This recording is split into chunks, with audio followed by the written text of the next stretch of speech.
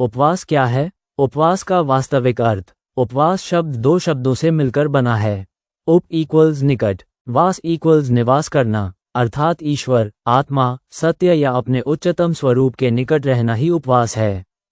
इस दृष्टि से केवल भोजन छोड़ देना उपवास नहीं है।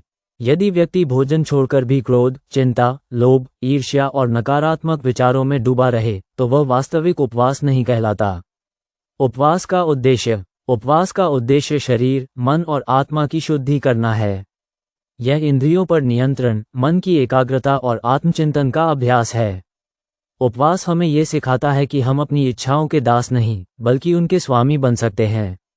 उपवास के 3 आयाम। शारीरिक उपवास, हल्का या सात्विक भोजन, फल, जल या चिकित्सकीय आवश्यकता के अनुसार उपयुक्त आहार लेकर पाचन तंत्र को विश्राम देना। मानसिक उपवास, नकारात्मक विचारों, क्रोध, भय, ईर्ष्या, शिकायत और तनाव से दूर रहना। आध्यात्मिक उपवास, ध्यान, जप, प्रार्थना, स्वाध्याय, मौन और आत्मचिंतन के माध्यम से परमात्मा के निकट होना।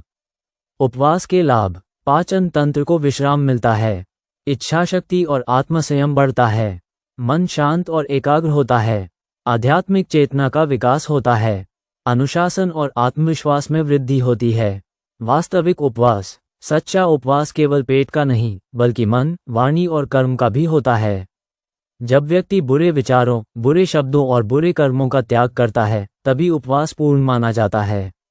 निष्कर्ष, उपवास भूखे रहने का नाम नहीं है बल्कि ईश्वर, आत्मा और सत्य के निकट रहने की साधना है।